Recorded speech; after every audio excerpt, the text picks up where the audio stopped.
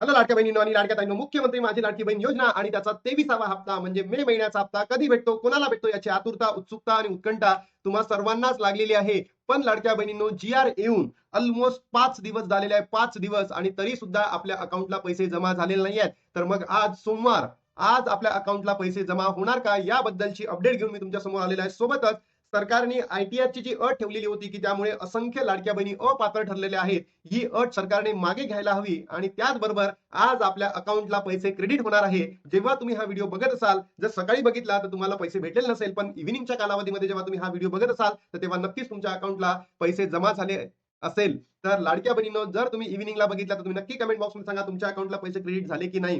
सोबतच लाडक्या बहिणींनो, तुम्हाला एक अत्यंत महत्वाची न्यूज द्यायची आहे आणि ती व्हिडिओच्या शेवटीला मी देणार आहे आणि ती तुमच्या सर्वांसाठी अत्यंत महत्वाची असणार आहे. चला तर मग आपण व्हिडिओला सुरुवात करूया.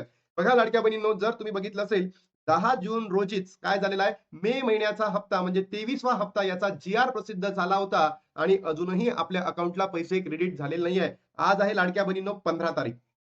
आज आहे 15 तारीख आणि 10 तारखेलाच काय प्रसिद्ध झाला. म्हणजे येऊन ऑलमोस्ट 5 दिवस होऊन गेलेले आहे, तरी सुद्धा आपल्या अकाउंटला पैसे जमा झालेले नाही आहेत. तर लाडक्या बहिणींनो, आज 15 दिनांक ना, आज तुमच्या अकाउंटला पैसे क्रेडिट होणार म्हणजे होणार. अशी एक ऑथेंटिक इन्फॉर्मेशन मी त्या दिवशी तुम्हाला सांगितलं होतं की पैसे जमा होणार आहेत, पण टेक्निकल अडीअडचणीमुळे शुक्रवारी पैसे तुमच्या अकाउंटला जमा झालेले नव्हते. पण आज कोणत्याही प्रकारचा टेक्निकल अडचण येणार नाहीये, तांत्रिक त्रुटी येणार नाहीये आणि तुमच्या अकाउंटला आज इव्हिनिंगच्या कालावधीमध्ये म्हणजे संध्याकाळला तुमच्या अकाउंटला पैसे जमा होऊ शकतात.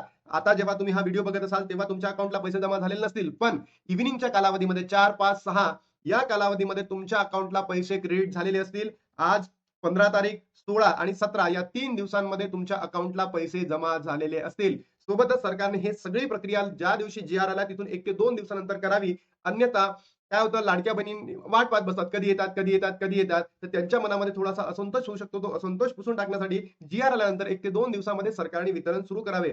सोबतच आयटीआरच्या अटीमुळे असंख्य लाडक्या बहिणी काय झाल्या अपात्र ठरलेल्या आहेत. काही बहिणींनी लोन घेण्यासाठी काय भरलं होतं, आयटीआर रिटर्न फाईल केला होता.